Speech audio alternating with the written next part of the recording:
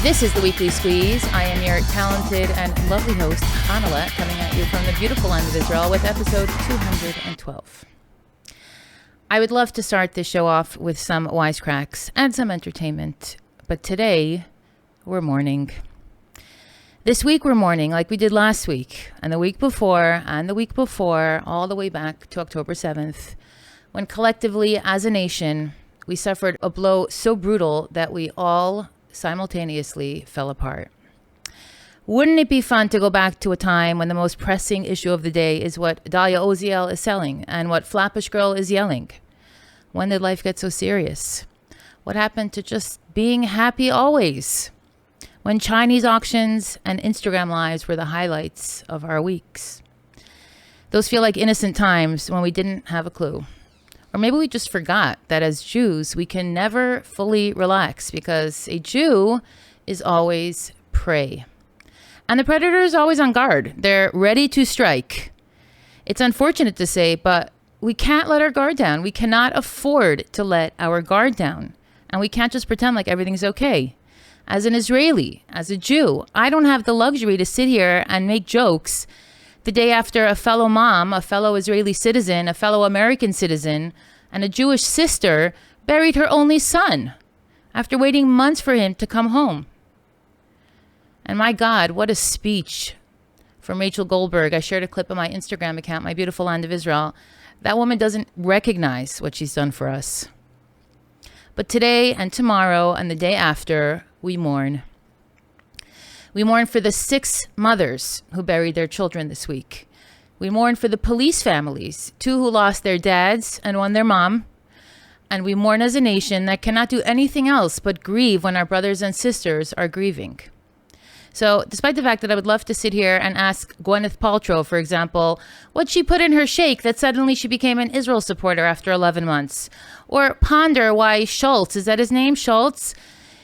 He couldn't even come up with something to say about an American hostage. He couldn't find the words. And there's always something to say when people are suffering. You say, I'm sorry. I can't be joyful or lighthearted today as we continue to fend for our lives here, day after day, month after month.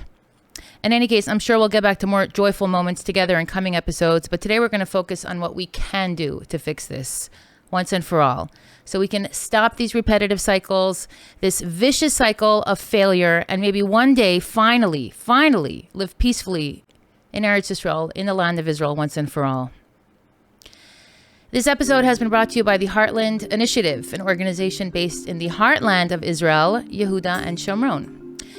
It's dedicated to forging stronger connections through transformative impact.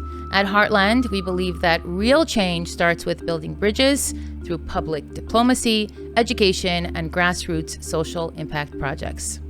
We're on a mission to fight anti-Semitism, secure human rights, and cultivate cultural connections by bringing together international leaders, philanthropists, and professionals who share a commitment to a better world. From enhancing quality of life to creating lasting cooperations, our work transcends boundaries, fosters genuine, transformative change. So join our journey to strengthen not just Israel, but global connections that will elevate us all. To learn more, visit heartlandinitiative.org and be part of a movement that makes a difference. The Heartland Initiative, connecting hearts, minds, and communities for a brighter future. Today, I am thrilled to bring to you a conversation with Ambassador David Friedman. A conversation that's more of a call to action, a wake-up call, and a reminder of who we are and what we stand for as a people. When I spoke with Ambassador David Friedman, it wasn't just an interview. It was a meeting of the hearts and minds that share a fierce love for Israel and a firm belief in our divine right to this land. Now, if you know me, I don't sugarcoat things. I grew up hearing the Lubavitcher Rebbe's impassioned pleas. Israel is not a negotiation. It's a birthright. We are not here by accident. This is our destiny. And yet we find ourselves in a time that destiny is under siege, not just from the outside, but here within our own debates, divisions, and doubts. Ambassador Friedman doesn't mince words in his new book, One Jewish State. He makes it clear that the idea of a 2-state solution is not just flawed, it's a dangerous delusion. We're talking about a region here where for centuries we've built, fought, and dreamed as Jews in a land that was promised to us. We didn't come this far, survive this much, only to hand over our future to those who neither recognize our right to exist or share our vision of peace. Today's conversation goes beyond politics. It's about sovereignty. It's about self-respect and survival. It's about understanding that our path forward isn't about appeasing those who wish to see us gone. It's about standing firm and saying, this is our land, this is our heritage, this is our home. Friedman argues that one Jewish state is the only way to go in Israel, with defined, unapologetic borders and the unwavering right to defend them. It's bold, it's unapologetic, and it's exactly what we need right now. We've talked about everything. Why negotiations with terrorists are futile, why peace doesn't mean surrender, and why our future demands that we hold the line, even when the world tells us to back down. The link to purchase Ambassador David Friedman's new book, One Jewish State, is in the show notes. And without further ado, Ambassador David Friedman. Ambassador David Friedman, welcome to the Weekly Squeeze. Thank you for being here. Chanale, thank you for having me. Appreciate it very much. My pleasure. So, I grew up with the Lubavitcher Rebbe, and I remember the Rebbe crying and screaming at Farbrengen that Israel should not give away 1 inch of land. In 2005, my grandfather came here. My Zaidi came to Eretz Yisrael. I was here after seminary. He was 80 years old, and he came so he would be schlepped out of Gush Katif and to dance with the Chayalim. That's how upset Chabad was. That's how upset the Rebbe was that we gave Gaza back.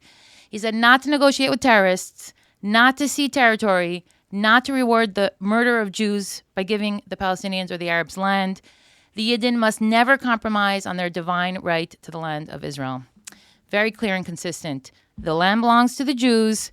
This is our heritage. We walked in circles for 40 years waiting to get in. We came here. We brought light and prosperity to the region. We built King David's dynasties, our holy temples twice. And all the while, we were targeted and murdered for being Jews in the land that God himself, the God of Abraham, Isaac, and Jacob, the God of Muhammad and Jesus, gave to the sons of Israel. It's part of our culture. It's part of our religion. We pray towards Israel. We revere it. We learn about it. We support it. And when we can, like I did, we make aliyah and we fight with our lives. And yet, despite this fact that the Jewish people, as you source over and over in your book, despite the fact that we're indigenous to this land, as indigenous can be, we are constantly being targeted and harassed and murdered for being Jews. And there are people who are supporting it, encouraging it, financing it, perpetuating it. It's 2024. Israel is a mess. It really is. We're falling apart at the seams. I'm starting to think that resilient just means being a sucker. People are demonstrating in the streets. Our hostages are being murdered. Our government officials are all pointing fingers at each other. Soldiers are dying every single day. Missiles are flying into the north. We have second graders, first graders running into shelters on the first day of school. And our hostages came back in body bags. And we have a president, or we had a president, who had the nerve to write in a letter to a 7-year-old Israeli boy that he's also dreaming of a 2-state solution. There's no working with the Palestinian people. There's no solution with them. Our solution will not come with them as our partners. This is our land. We must have complete and total sovereignty over our borders, defined by us and no one else. And anyone who defies us on our land should be removed from the land. And anyone who respects us, they can be present here. They could live here. They can have residency and equal rights and opportunities. And that's where the conversation starts. Ambassador Friedman, I read your book, One Jewish State, and I think you might have the answer. And it's 100% aligned with what the Torah outlines for a peaceful coexistence with the nations of the world. We're entitled to one Jewish state. And this is in your book, you make a case for it. So welcome again and Mazel Tov. And let's break it down. What hasn't worked until now? I think you just did. That was a pretty good assessment of the situation. I may need to hire you to kind of be my advance on as I go running around talking about this. That was really well put. Thank you, God willing. Thank you, Manuel. So, I'm sorry. What's the question? Let's get into the book specifically. You were in the White House with Donald Trump for 4 years. There were amazing accomplishments, but Israel is in shambles. The situation is dire. For people who are new to this, how did we get here? Well, we got here primarily because of a lot of human failures. Um, there's a lot, obviously, a lot to list, but I would say that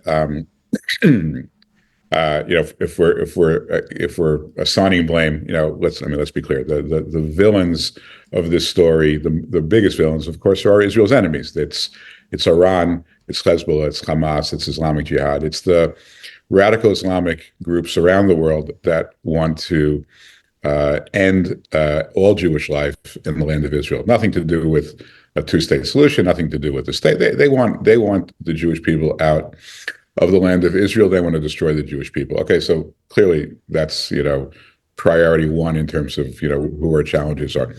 The question is, how did the Western world rise to the occasion or not with regard to these challenges? And unfortunately, we failed. When I left office, Iran had a GDP of about $180 billion. It's now at about $450 billion. It's increased 150%.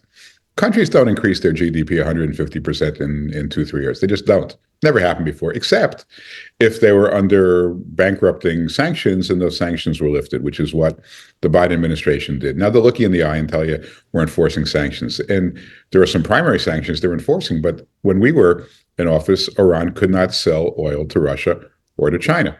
They just couldn't, right?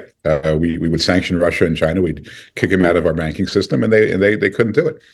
Not anymore. Okay, so number one, we made Iran a very wealthy nation.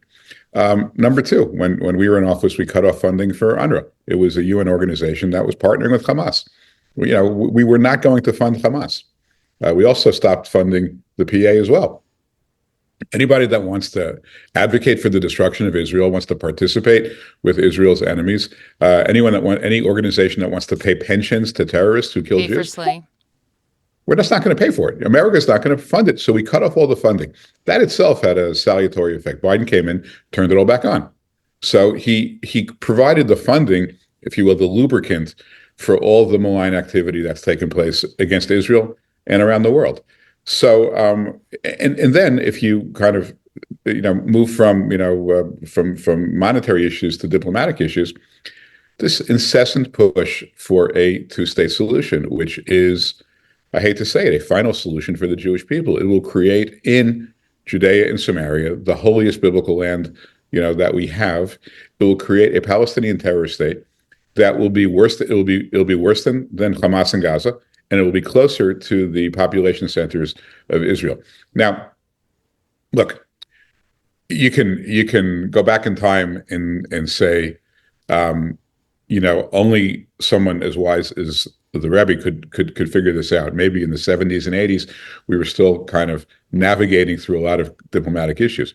Today, you don't have to be that smart to understand that a two-state solution doesn't work, because we created one in Gaza, right? We handed over Gaza to the Palestinians. We gave them billions of dollars, beautiful territory, like Western a trial run. Yeah, Western-facing Mediterranean. You can put up beautiful hotels. You can build schools, and they got billions of dollars. And what did they do with the money? They didn't build a hotel. They didn't build a school. They didn't build a hospital. They created the most difficult fighting environment, ground warfare fighting environment in the world. 350 miles of terror tunnels in this terror superland, I call it. Yeah, it's absolutely it's the gold standard, if you will, for terror for a terror enclave. And they did that just because their only goal, their goal is not to create a state. Their goal is to kill Jews. And among the failures is, look, we all allowed it to happen. I say we broadly. I mean, well, we're teaching it in our universities. My very brilliant brother went to Harvard Law School. Today he's a respected legal mind working in a big firm in Boston. And I remember how he was arguing with me about the two-state solution. Professor Alan Dershowitz wrote books about it. George Bush, Clinton, Obama, all the universities keep repeating two-state solution like a bunch of zombies. And then we end up talking about it at the Seder. But the bottom line is that nothing changed, because you can't work with the terrorists, because they lie and they cheat and they have no scruples, and that's why they're terrorists. So Chanale, here's what's interesting about the time in which we're living. Again, go back 20, 30 years, you had people who had not yet been proven wrong, and so they could hypothetically talk about situations that were never going to come about. We're now in the post-Palestinian period, if you will. We know what happens We know what the Palestinians are about, what they're up to. 80+% of them in Judea and Samaria were polled in favor of Hamas and the atrocities that they committed. So, what you had before, and the way I look at it is, people look at, everybody's obsessed with the Israeli-Palestinian conflict all around the world. I mean, I wish they weren't, but they're all obsessed with it, right? But they all have their different perspectives. So some people look at it from perspective of national security. Some people look at it from perspective of regional stability, economics, religious freedom, and faith. I mean, all these different perspectives, right? Now, the faith people would be over here. They'd say, look, God gave this land to the Jewish people. And that includes, by the way, many, tens of millions of Christians as well, would say God gave this land to the Jewish people, and the Jewish people shouldn't give it away. I mean, there's no place in the world where the Jewish people have a greater, historical entitlement to land than any other people anywhere. There's no other people in the world that have a better claim to their land than the Jewish people to the land of Israel. Right, it's textbook. So that's the faith. That's the faith. And in the Bible, it's I tell everybody, Bible sells 2,000 copies every hour. Right, 20 million copies are sold in the United States every year. It still matters. It still matters to a lot of people, and thank God it does, because it's the only anchor of values that we have. You write in your book. I want to talk about specifically how you categorize the book, because you go through everything, and everyone should order the book right now. It's already a bestseller on Amazon, and it's just one of those must-have books. And I think it's a big breakthrough. So you talk about religion and politics, or church and state. Yes. So we as Jews know that Hashem gave us this land, and that's inscribed in the Torah. The Jewish people received it at Har Sinai. We're one nation, one people, and you speak about that. We're a nation state. We're a tribe. We're a family. We're a religion. We're a faith. So I personally believe there's an argument to be made for Israel's existence no matter what faith you subscribe to. But for argument's sake, right, why can't people understand that Israel is so in so many ways one of a kind? And arguing us out of this territory, it's a fool's errand. Like, can you explain to people listening in certain terms why Israel's here to stay, and why it's in the world's best interest that we remain here, and it's not even a religious issue? I mean, Hashem plans everything, so everything is perfectly, right. preordained. But by allowing us to thrive and cultivate the land here, there will be peace in the Middle East through the Jewish people. Yeah, look, so I agree with what you said, and there's a lot to unpack there. I mean, the first thing is that what brought, let's look at things that actually happened and worked, right? So we worked very hard to achieve the Abraham Accords, right? Now, the Abraham Accords are the kind of model for peace that anybody would agree to. Israel did not give up 1 inch of its sovereign territory, but nonetheless, it normalized and made peace with Saudi. Not with Saudi. It will make peace with Saudi Arabia, but with the Emirates, with Bahrain, with Kosovo, we took our kids to Dubai for the summer. Yeah, so you see it's changed incredibly. So it's one of the safest places to be right now if you're a Jew, sadly. I had Rabbi Levi Duchman on my podcast, or Mendel Duchman, and he said you could leave your laptop on a table and come back and get it. And I said, because most people have a more expensive laptop than the shliach, but okay, yes. It's true. It's and the Jewish people there feel safe, and it's a real tribute to the government there. But why? Why did these countries that had, kind of an undercurrent of relationships, why were they able to surface their relationships and say, we're normalizing, we're standing with the state of Israel? It's because Israel was strong. It's because America stood with Israel. People said to us, if you move the embassy, you're going to have, endless wars and conflicts, or you recognize Israel's sovereignty over the Golan Heights, or if you come out with, as we did, the Pompeo Doctrine, that the Jewish people have the right to live anywhere within their biblical homeland, including Judea and Samaria. People say, what are you doing? You're going to create massive conflict with the Arab world. No. People don't understand the Arab world. They don't understand the world. What makes Israel an attractive partner to create regional peace and stability is Israel's strength. And that strength is derived from 2 things. Israel's internal fortitude, which thank God has blessed us with a lot of it, given, you say Israel's a mess. It's a mess. But this mess would have broken almost every other country, and it's not going to break with the people of Israel because they're incredible people. That's true. And the relationship with the United States. And when the United States stands with Israel unequivocally, unapologetically, Israel makes peace with others. So that's just the way the world works. The other thing, look, you see what's happening in America. Maybe you don't see it as much because you're not living there, but parts of America have become unlivable. Blue State College campus for Jews, and by the way, for lots of other people. You think students at the average student at Princeton, you think he wants to be harassed on his way to school. He may not care about Israel. He doesn't want to hear about it anymore. He doesn't want to see people walking around with Hamas flags with masks over their faces. Nobody wants that anymore. Nobody wants to see the streets blocked, the airports blocked. It's ridiculous. So, what's happened is the scourge, if you will, of anti-Semitism. It's not just anti-Semitism; it's anti-Western values. It's Marxism. It's communism. It's socialism. It's all the things that the Jewish people are at the forefront of opposing, but the world is right behind. America is right behind Israel on this, and so for Israel not to prevail is for the entire Western world to fail. And you see already, London. You can't live in London. You can't live in Paris. I mean, Jews are leaving there in droves. That's what America looks like in 10 years if we don't stop this. Wow, So harsh prediction. 10 years. That's what it looks like. I mean, unless we stop it, and we can stop it. I mean, we can bring in leaders that will stop it. That will cut off funding to universities who coddle terrorists. You allow people to stay in our country who hate America and hate Israel. We can get rid of them. There's so much fake news out there. I mean, the things that people believe, and let's just break it down. The word Palestinians, okay? That's, something that in our inner circles we always laugh about. They're not Palestinians. It's a fake word. It's a worldwide effort to reframe Jordanian Arabs who are in fact not a nation state like we are, and they never were. So what? Yeah. So people, as it is, are believing something that doesn't exist, and it's being taught in the universities, and ultimately they're supporting this agenda that's completely in line with terrorism. So how do we know how we deprogram people or how we get them off this diet of lies? So I think a lot of people, I mean, look, I go through that in the book, as you know, and I think hopefully it opens eyes to some people, and some people will just turn off because they're going to say, don't waste my time with things that happened, 500 years ago. I don't want to hear about the Ottoman Empire. I don't want to hear about the Roman conquest of Judea. I don't want to hear about that. Okay, but if you want to just look at it in the present, the Palestinian movement, existed began in the 1960s.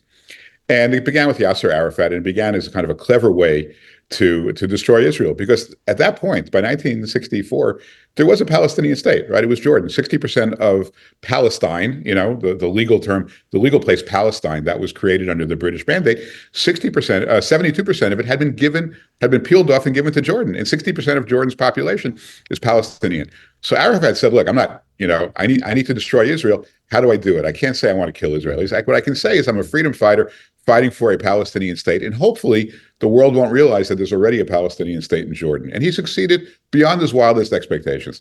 But here's what you can prove today. By the way, he was Egyptian, and he was Egyptian, and the keffiyeh is not Palestinian either. It was all in it. It was a brand, and he was a branding expert. He was a branding expert, which is, in the modern times is sometimes all you need, unfortunately. But here's what you can say about the Palestinians today, forgetting about, hundreds or thousands or whatever years ago. They have not done a thing to create the infrastructure for statehood. Their entire movement is to destroy Israel and to destroy the Jewish people. There's nothing in their thinking, in their literature, in their documents, in their governing documents that talks about what they will build for their own people. It's just about what they will destroy for other people. That is the end game. Right? That is the end game. Yeah. And that's why people need to understand that a Palestinian state, the connective tissue doesn't exist for a Palestinian paradox. State. Yeah, it's not. And here's kind of the secret that the State Department won't reveal. They know this. I know they know it because I used to work there and I used to work with these people. The Palestinian people do not want a Palestinian state. Okay, they don't want it.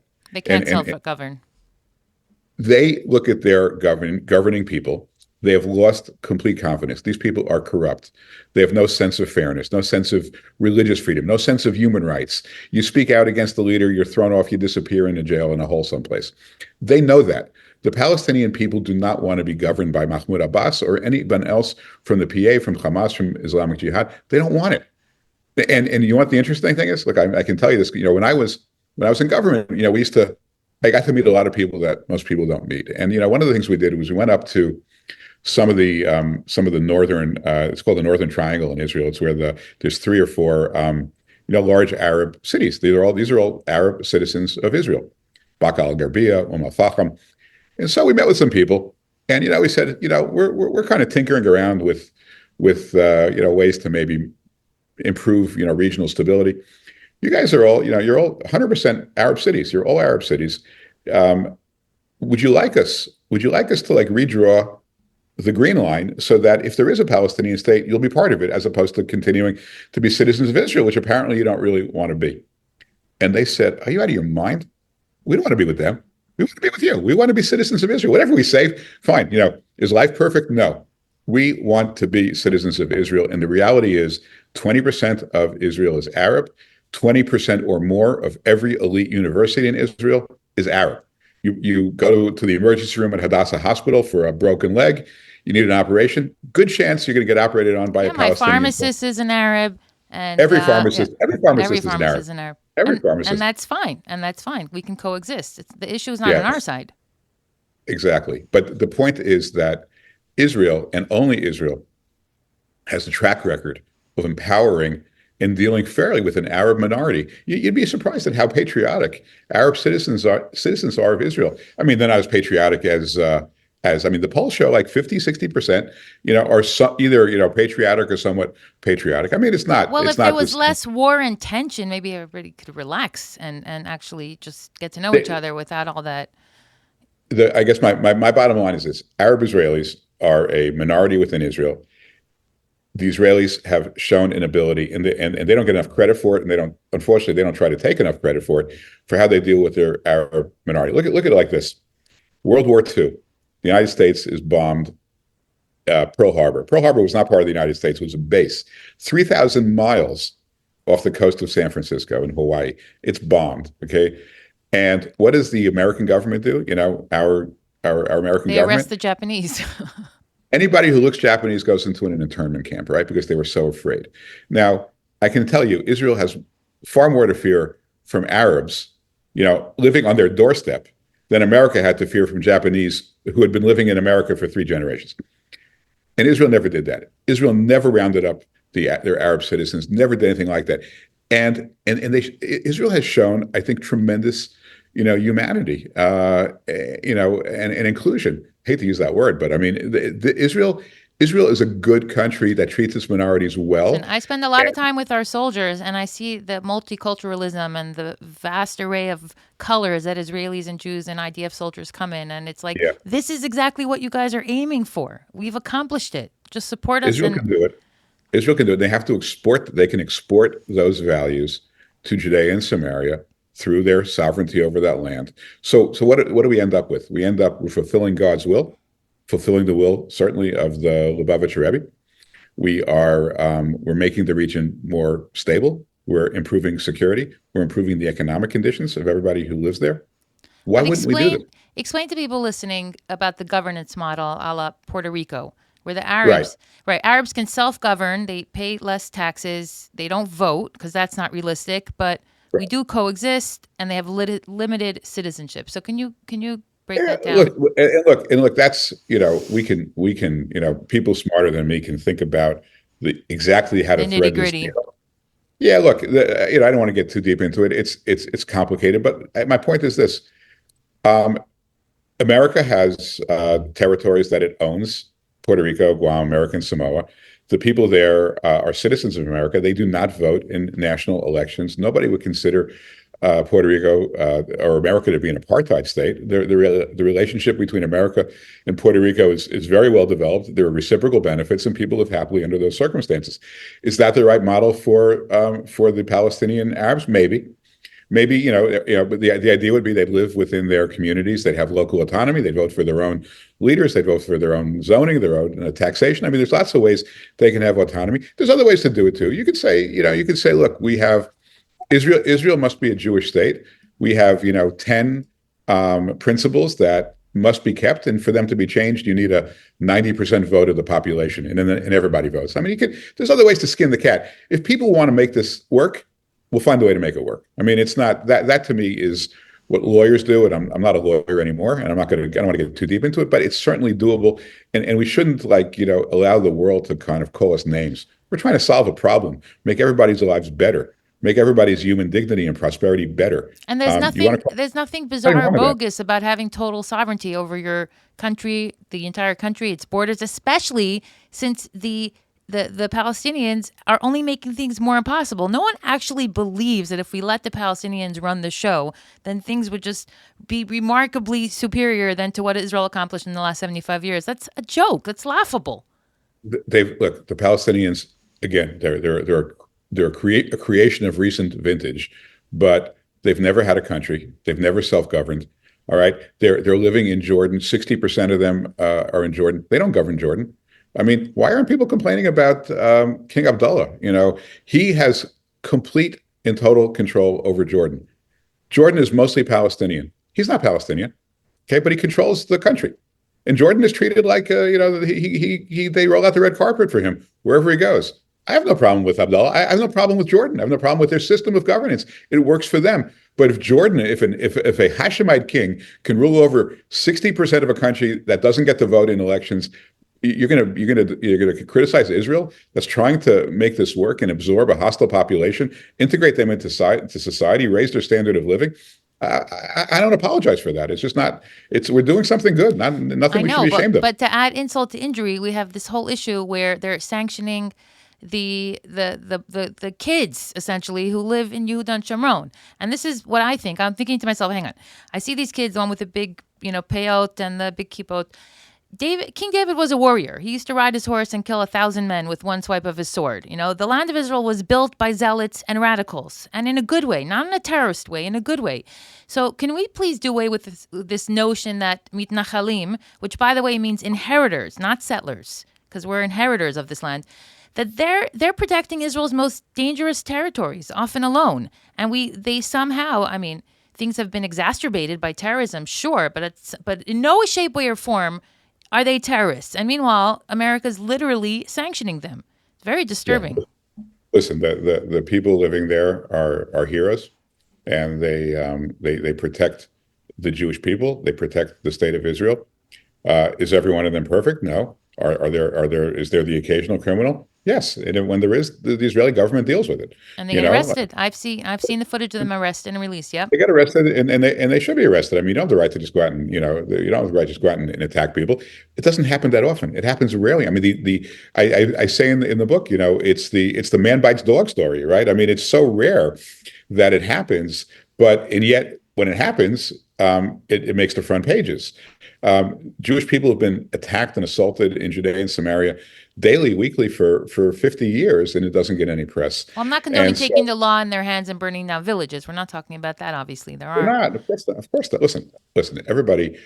Everybody has to respect human life. When you're attacked, when you're assaulted, you have a right to defend yourself and fight back. Otherwise, you don't. You don't have a right to kill people. And I don't think there's nobody I know in the so-called settler movement. I hate the word settler, but there's no one who advocates that. There's no one out there saying go out and kill people. Never. The IDF doesn't either. It's focused on terrorists. If someone's going to come kill your children, you have to kill them first. Absolutely. So I think what the Biden administration has done. Look, I mean, again, it's a long list, but this whole idea, America is going to sanction people living in Israel for crimes for which they would be prosecuted. I mean, it's ridiculous. I mean, would America, is Israel issuing sanctions on American criminals? I mean, and what it suggests what Biden really is doing, he's really insulting Israel. He's saying, we don't trust you we need to babysit you over this land. We don't trust you. You can't handle this on your own. You can't handle law and order on your own. And we're going to come in and we're going to show you how it's done. And you know what? No other country in the world, I mean, including the worst countries in the world, or Iran and North Korea. I mean, no other country in the world gets this treatment from the United States. Mm-hmm. Yeah.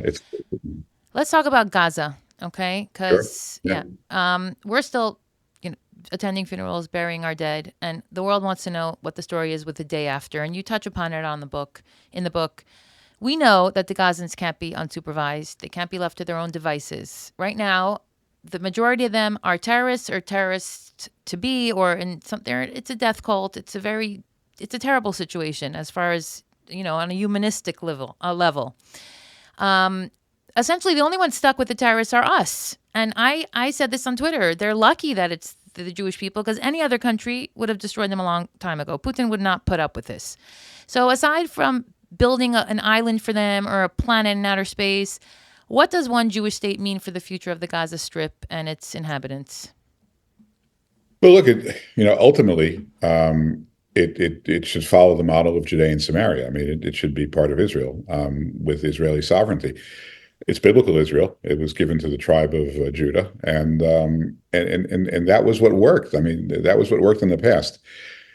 Um, I'm not pushing it now just because it's so raw and because the area is it's Judea and Samaria is beautiful, beautiful, beautiful places, beautiful cities, beautiful population centers, Arab and Jew, and it's ready for kind of a civilian government as opposed to a military government to take over, with the Israeli army obviously doing what it has to do to keep stability.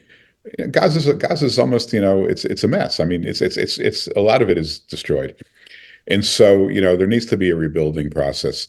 Nobody has really stepped up and said, we'll take responsibility for this over time. I just haven't seen it now. If Egypt was willing to come in for the next 10 years and say, look, we'll police it, and again, I don't know, you can trust anybody. I mean, of course, we saw these tunnels from Egypt coming into Gaza. So, no one's come up with a solution. And by the way, Hannah, I would say to you that what Biden did a couple of days ago, or yesterday, I think, saying that, it's Bibi's fault that the hostages got released. That's a whole other conversation.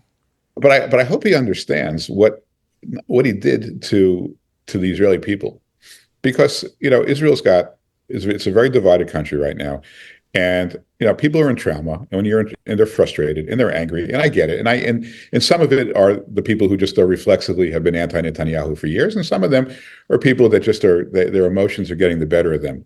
But what did Biden do? He sees this, and what does he do? He says to the people of Israel, "Hey guys, guess what? Your democratically elected leader doesn't care about the hostages," and that was just pouring gasoline on a fire at a time when Israel was at this moment of trauma. It immediately hit the news in Israel. I mean, you're there, you saw it immediately hit the news. What a cheap political stunt that was, from which no good could come. I mean, I was just so horrified by that comment. Well, in his defense, it could be he didn't know what he was thinking or saying or doing, but well, honestly, someone told him to say it. Then it's hard to cut him some slack. And I saw the Vice President Kamala's running mate. He couldn't even come up with a word of sympathy for the hostages, and surely he should be prepared for that. So, listen, what like you said, if America doesn't get their act together, they're going to be in a heck of a whole lot of issues, a la Israel. Like terrorism, it could spread to America, and right now they're maybe living with their heads in the sand, but it's intense. I can say as an Israeli, I am very keenly aware of the fact that Iran has the capacity to terrorize me and my children from thousands of miles away. And we talk about, is Iran going to shoot us tonight? Are they going to shoot us tomorrow night? We have faith, but that the threat is real, and we're not running anywhere. So how do we continue to live in this environment, and what can you tell us about Iran? How do we solve this problem of Iran and it's the head of the octopus? How there's so many separate issues here, but Iran is a big one. Iran is the issue. Look. I feel like we had Iran in a relatively good place when we left office. They were broke. It's very hard to maintain a regime when you're broke and your people are starving. We had eliminated Qasem Soleimani, who was the architect of all the terrorist activity, and Biden gave it all back. Okay, so the question is, how do you deal with Iran? Look, they're not. People say, oh, they're messianic, suicidal people. They're not. No, they're not. Their model is North Korea. Their model is if we're going to repress our people, the only way to do so is to have nuclear weapons, and then people will be afraid of us. We can't let that happen. I believe the Biden administration will let it happen. And I really fear for America for the next 4, 5, 6 months. Even if Trump wins, what's going to happen? But They're a very vulnerable country. Look, I mean, 90% of their oil is distributed from a little island called Karg Island, right? You know, we could bomb that and it would be, they'd be broke, even more broke than under Trump. I know it seems like a So, manageable issue. I remember when Obama was sending them suitcases of money. I remember yeah, Kerry's speech before the end of his presidency, and my yeah. mouth, I couldn't believe what I was hearing. Look, Iran is not Russia. It's not China. It's not even Pakistan. It's not even North Korea. And we could influence them either the easy way or the hard way. We have a government that has refused to do that, that's appeased them, that's placated them, and has allowed them to come back and wreak havoc around the world. That is the core reason why the world's a mess right now. The placating Iran. It's But what's what happened in Gaza, yeah, funded by Iran, didn't happen in the last 5 minutes. It happened over the course of the last 15 years. yeah, absolutely, Yeah. absolutely. And look, there are other countries involved as well, but I really blame Iran. I think that Iran is the only country that actively benefits from terrorists' activity against Israel. Other countries will look the other way. Other countries, may not want to get involved. They benefit. It's part of their goal. Their goal is to destroy Israel, and these terrorist groups are proxies of Iran that help that happen. If we can manage Iran, we can manage the They need to crisis. be minimized as much as possible, diminished. And Trump will do it, and Biden won't. And it's not much more complicated than that. Right. Tell me about your new party, One Jewish State, because there's been a real grassroots effort. You're smiling. There are so many amazing American people who are your delegates for the party of the same name, One Jewish State. They're inspired, they're invigorated. Everyone's excited about this vision of one Jewish state finally for Israel. So, first of all, what is the role you're going to play in regard to the party? How active are you going to be with the delegates? And, they're very excited that this is a very loud and proud vision for Israel. So, Yeah. tell the So I, people listening about One Jewish State, the party. well, One Jewish State. First of all, it's a party that's running for seats in the World Zionist Congress, right? And the World Zionist Congress is something which has elections every 5 years and controls a significant amount of philanthropy. And historically, that philanthropy has not been available to people in need in Judea and Samaria. And I think one of the most important goals of this One Jewish State party is to change that. Now, I would say I'm sort of the inspirational leader or the intellectual The founder. founding father, the I'm sort of a founding founding Zaidi. father. Yeah, I don't. Yeah, I'm not that old, but yeah, I am. So I'm not running. I'm not personally running in this election. I don't have the bandwidth to get involved in this in particular, especially if the government changes and I have to move in that direction. So, but I've been encouraging them and speaking with them, and fortunately, what I think the book has given these delegates a certain amount of intellectual heft to their arguments. They've always felt this way, but now I think they understand why it's the right outcome. It's the right outcome for the Jewish people and for the entire world. So yeah, we have all these people that are the people who've organized it. Israel 365, Rabbi Weiss, Rabbi Walicki. These guys have done really an excellent job of creating that buzz and excitement, and I think they're going to do really well because the enthusiasm is remarkable. And these are people who they get it. They get exactly what's missing from the Jewish equation, and I think they're prepared to be active in it, which is what Well, we need. if you We want to can't be get the Jews it, in yeah, silence. I'm telling people listening, if you want to get it, just first of all order the book because the book is everything you need to know, and you talk about the party there and your vision and you break it down. It's a very easy to read, clear, understandable book. Your teenagers can read it. Everyone should read it. I mean, imagine if everyone was on board with this idea. It seems very, very simple, but at the same time, like it was right under our nose all this time. I'm kind of embarrassed to say I'm the first uh, diplomatic or political figure in the United States to ever advocate Israeli sovereignty over Judea and Samaria. Certainly the only one to ever write a book about it. This book should have been written sooner. I'm sorry I didn't write it sooner, but thank you. Look, this is not a deep intellectual dive. It's a reasonably written, intellectually honest book that I think you can get through in a couple of days, and I think it's very informative. And when you're finished reading it, you're saying, why haven't we been moving in this direction always. It's kind of obvious. This is the right path. But Everybody wins. Also, everybody wins. everybody wins. But you know what? And I hate to say, there's a bright side to October 7th. In some respects, we needed October 7th to kind of kick us, and get us thinking that this really is necessary. I mean, without October 7th, I'm not sure that people would read One Jewish State the same way. I know, but October 7th is, I don't know if I could live with rewinding time. I wonder, though, if Trump had been in office. I was talking about this with a friend today. We were talking about the gate that was put up between the border kibbutzim and settlements, not settlements, but towns and cities in the South.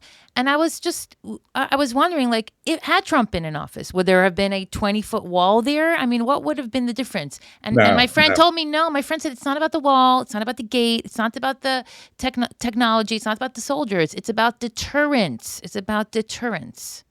And that's what Trump always was very strong about. It's about one more thing. It's about the buffer. Meaning, because when Trump was building the wall, he actually said to me, "Find out what they got in Gaza. I hear it's impervious. What are they building it out of?" And I called up.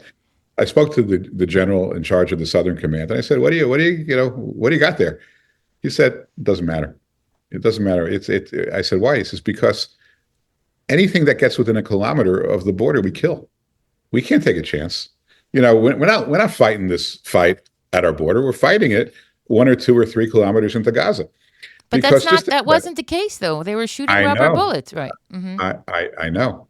He said to me that was a huge mistake by the IDF. They thought they had Hamas sufficiently deterred, and they weren't paying attention to the fact they were drilling. They were doing drills right at the border, and nobody was doing anything about it. In days gone by, if somebody with a gun was on the border of Gaza, they'd be dead.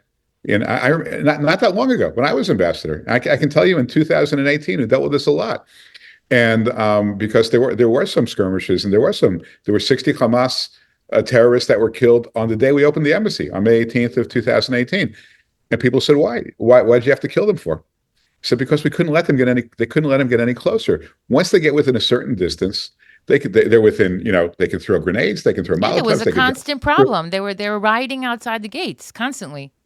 You have to have the buffer. That was always Israel's method of operation until recently, and they got arrogant, they got overconfident. They thought all that mattered were things that fly in the sky at 1,000 miles an hour. Gave up on the blocking and tackling, and that was a mistake that almost a simple mistake almost destroyed the country. Look, remember, know your enemy. Remember 9/11, right? 9/11. Which relatively speaking, is minor compared to October 7th. But 18 terrorists with nothing more than box cutters, right? Just box cutters. That was their only weapon. They took down the Twin Towers. They crashed into the Pentagon. They executed the plan to a T. And it wasn't a very sophisticated plan at all, right? So it's the little things. It's the little things that get you. And when you get arrogant and you take your eye off the ball, that's when things come and bite you. And people were saying it was a failure of imagination. I don't believe that. I think we knew exactly, or at least the higher-uppers knew exactly what they were dealing with. It was just arrogance. It was just arrogance. Everybody knows that Hamas wanted to do this, and for some reason, people thought they wouldn't. And on what basis do you conclude that? People say to me, they ask me, is this because of Saudi Arabia? Is this why they did it? They thought they were afraid of U.S. normalizing with Saudi Arabia. They said they've been planning this for years. I mean, they did it because they could, because they saw a day. They never needed an excuse. They never needed an excuse. Never needed an excuse. Absolutely. Yeah. Are you feeling overwhelmed and stressed? You're not alone. But did you know that there's an all-natural supplement that can help you feel calmer, less anxious, and more balanced every day? You're feeling my calm vibes? Meet Queen Tulsi. Not me, Queen Tulsi in a bottle. The herbal stress relief formula created by an Israeli-American mom who was tired of feeling moody and overwhelmed. So she formulated this fresh blend of 5 herbs, including the powerful Tulsi and ashwagandha. And that, my friends, is what's going to help you lift brain fog, balance inflammation, and calm your nerves naturally. You don't need pharmaceuticals if you're using Queen Tulsi. Unlike mass market supplements, Queen Tulsi is made in small batches to ensure maximum potency and effectiveness. It's also the only stress relief blend that's certified OU kosher, vegan, non-GMO, and free from anything artificial. Plus, Queen Tulsi is loved by customers of all ages. So if you have a queen in your life, if you have a queen in college, if you have a queen across the world that just needs a little more zen, you can send them a bottle of Queen Tulsi. The link is www.carolinebathshealth.com. Try it for yourself. Weekly Squeeze podcast listeners can get 15% off, including subscriptions, with the code QueenChanale at checkout on carolinebathshealth.com. Queen Tulsi, your new daily dose of natural calm. Don't wait to feel better. Order now. While I still have you, what is wrong with Candace Owens? She came to the embassy for the opening of the embassy. I had her on my show, by the way. I had her on my show after Kanye, and she just raged and ranted and raved for half an hour about black people. She's now literally an anti-Semite, a textbook anti-Semite.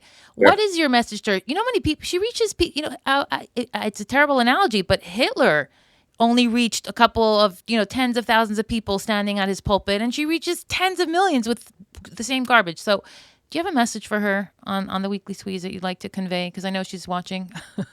Well, I no offense, I doubt she's watching, but I like to believe that everyone's watching, but okay. I think you're maybe wishful thinking, but look, you're going to end up in the dustbin of history. You had a very promising career. I mean, I remember her at the embassy opening, and I met her a few times back in the days, and she was, a very articulate, well-informed, conservative voice that had a place in the discourse, and she's given it all up. Personally, I don't think she can ever get it back. I think she's poisoned herself and become toxic. But, if I guess she has a choice. She can enter, as I said, the dustbin of history. She will be canceled and canceled and canceled. More and more and more people cannot tolerate what she's saying. It's the ugliest messaging I've heard anywhere on the internet. I hope she stops, but she should understand that she's lost all credibility. No one's paying attention to her. She's not going to destroy the Jewish people. She's not going to destroy the U.S.-Israel relationship. She's not going to develop a mob with pitchforks to come after the Jews. It's just not going to happen. And so she's wasting her time. I like that. If Trump comes back to the White House, when Trump comes back to the White House, will we be seeing more of you in the White House and in Eretz Yisrael? It's if he wills it, if he offers me something where I can be helpful to America and to Israel, of course I would serve America in that capacity. But he hasn't made any decisions yet. It's really up to him. Right. Well, we're hoping and praying we see more of you. At least I am. You can come to Israel on your own watch and have a coffee with me any time of the day. Thank you so much for being here. Much hatzlacha with the book. I encourage everyone to buy it. I'm going to put a link in the show notes, your Amazon link. Is the book out yet? Yeah, today's the first day. Mazel tov. I'm so excited. I have a podcast interview with Ambassador David Friedman on the day the book came out. And I'm back to back. When you called me, it was like you're like right in between two others. That's why it's called the Weekly Squeeze. You squeezed me in. You squeezed it in perfectly. You did a good job. And there you have it, episode 212 of the Weekly Squeeze podcast. Don't forget to subscribe, leave a comment on YouTube, give me a big thumbs up, and let your friends know that you are listening to the favorite show of yours and everyone else's, the Weekly Squeeze. Order Queen Tulsi, and I will see you next week.